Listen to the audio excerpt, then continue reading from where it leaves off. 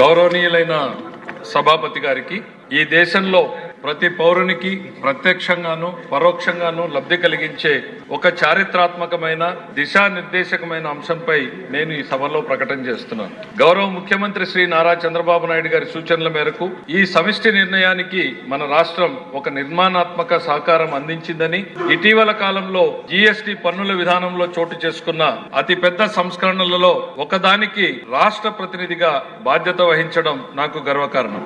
గౌరవ ప్రధానమంత్రి శ్రీ నరేంద్ర మోడీ గారు 2025 ఆగస్టు 15న 79వ స్వాతంత్ర దినోత్సవం సందర్భంగా ఎర్రకోట నుండి చేసిన జీఎస్టీ 2 సంస్కరణలు చారిత్రాత్మక ప్రకటన దేశ ప్రగతికి బాటలు వేస్తుంది. ఈ సంస్కరణలను ముందుండి నడిపిన గౌరవ కేంద్ర ఆర్థిక శాఖ మంత్రి శ్రీమతి నిర్మలా సీతారామన్ గారి కృషి ప్రత్యేకంగా అభినందనీయం. జీఎస్టీ మండలి 56వ సమావేశంలో వాటిని ఆమోదించింది. గౌరవ ముఖ్యమంత్రి శ్రీ నారా చంద్రబాబు నాయుడు గారు రాష్ట్ర ఆదాయాలకు నష్టం కలుగుతున్న సామాన్యుల ప్రయోజనాల కోసం ఈ విధానాన్ని బలంగా సమర్థించారు. ఈ చారిత్రాత్మక సంస్కరణలకు మద్దతు తెలిపిన తొలి రాష్ట్రంగా నిలిచింది ఆంధ్రప్రదేశ్.